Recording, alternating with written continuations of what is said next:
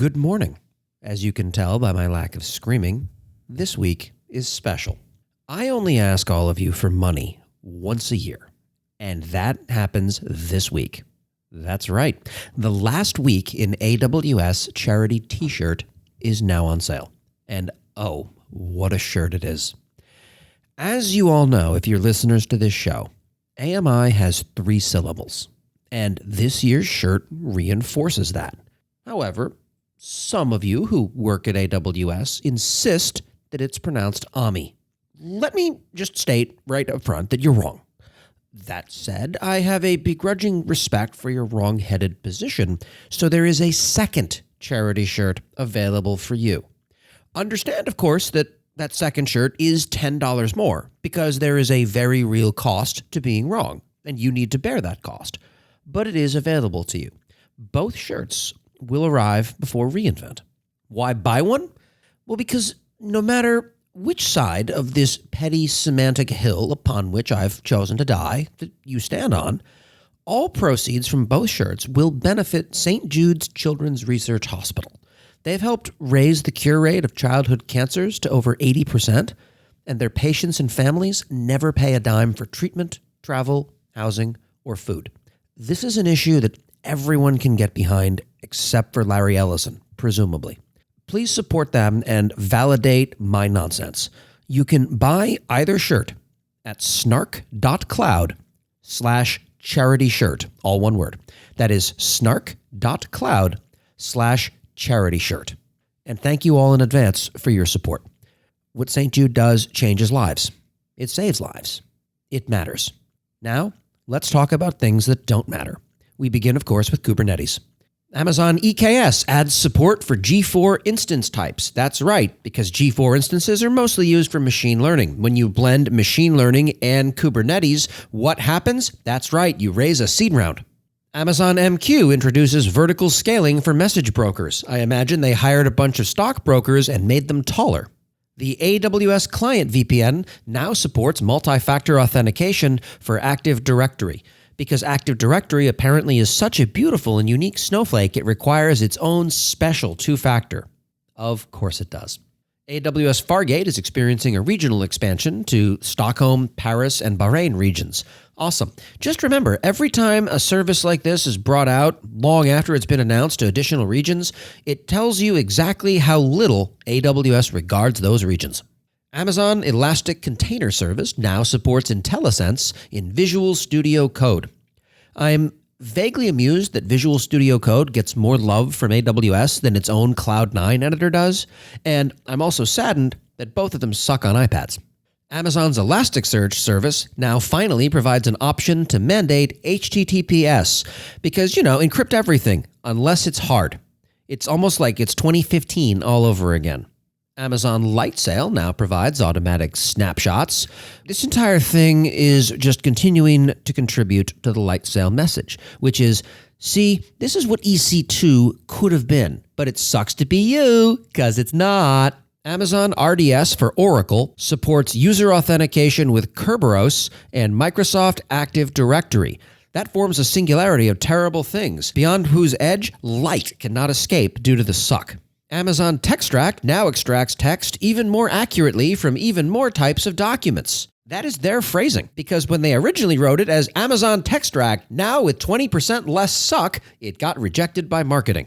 Amazon Translate has added support for 7 new languages: Greek, Romanian, Hungarian, Ukrainian, Vietnamese, Thai, and Urdu. And it really works. I tested this out. I set it to Greek, and it correctly translated Kubernetes to complicated ECS that just helps your resume.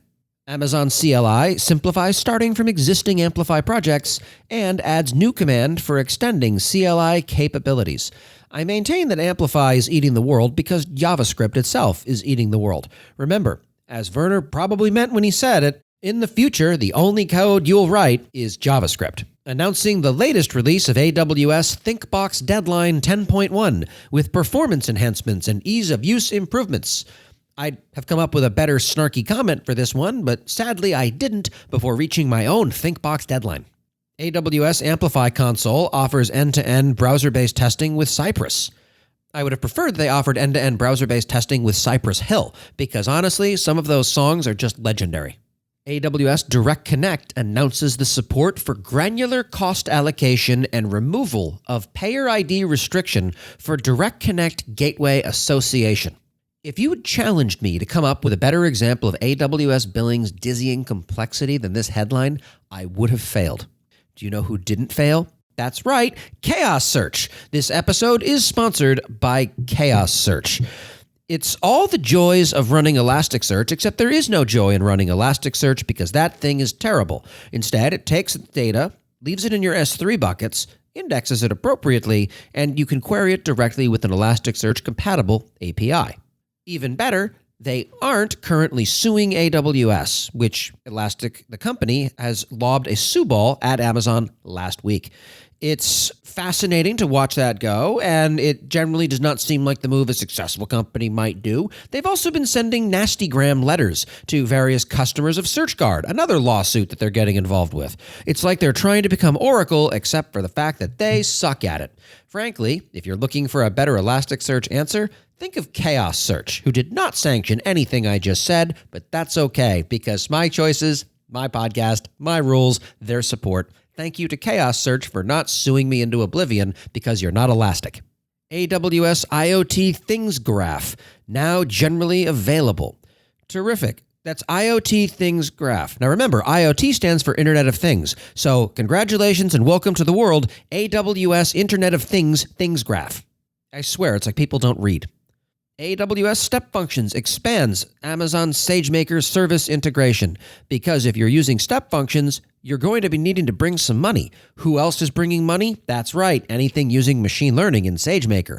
If you have a lot of money, they want to make sure that both services get their fair share. DynamoDB Mapper now supports optimistic locking for Amazon DynamoDB transactional API calls.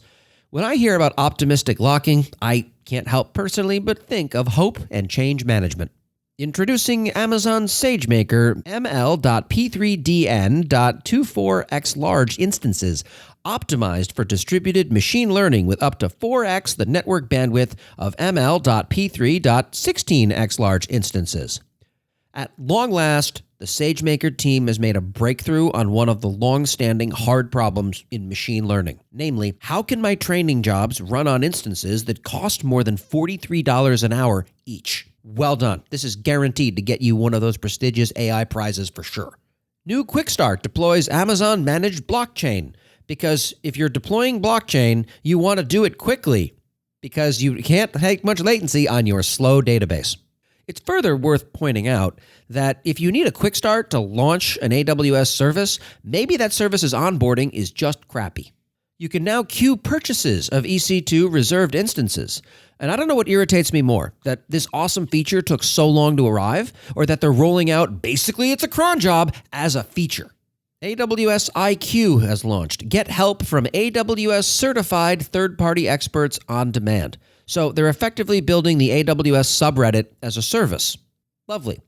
I would have so much to weigh in about this service, but unfortunately I don't qualify for it because my cloud practitioner certification does not get me past the door. Sure, you're getting help from internet randos, but at least they're certified. They had a glowing profile as well in the security blog of Professor Dr. Byron Cook, who's the director of the AWS Automated Reasoning Group. He's a fascinating guy and a genuinely nice person. I would recommend taking a look at this. I can't really snark at him past calling him Professor Doctor, but it's on his business card, so frankly, you know what you get when that happens. And lastly, a special note, a birthday shout out here. Werner Vogels, Amazon CTO, celebrated his birthday last week, presumably his 26th. And to celebrate this, we here at the Duckbill Group wish him a very happy birthday with a special song. And I'll let that play you out. I'm Corey Quinn. Thanks for listening, and I'll talk to you next week. Well,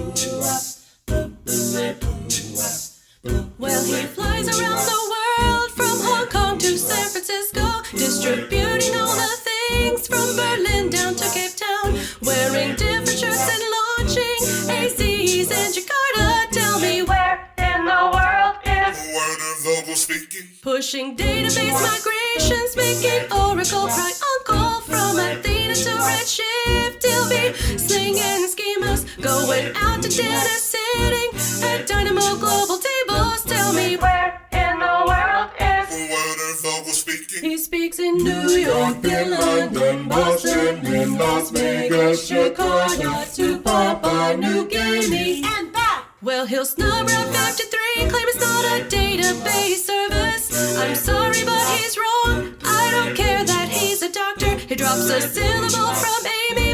It's AWS! But inside, he's Werner. Tell me where in the world is Werner Vogel speaking? Oh, tell me where in the world is Where is he now? Osaka to Frankfurt, Milan via Amsterdam, Mumbai to Dublin, Ohio, Sao Paulo. Well, he trots around the globe and he's dropping bombs of knowledge. Then parties really hard with a taste for EDM and house. Saying encrypt everything and secure your S3 buckets. Please tell me where in the world is Werner Vogel speaking? where in the world is Werner Vogel speaking? where in the world is Werner Vogel speaking?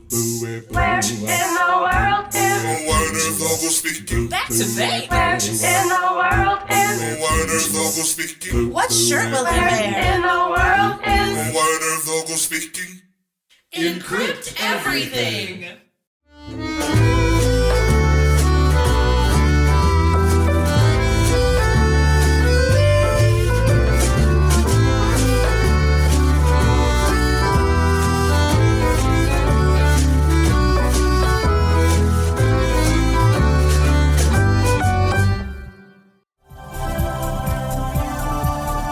This has been a Humble Pod production. Stay humble.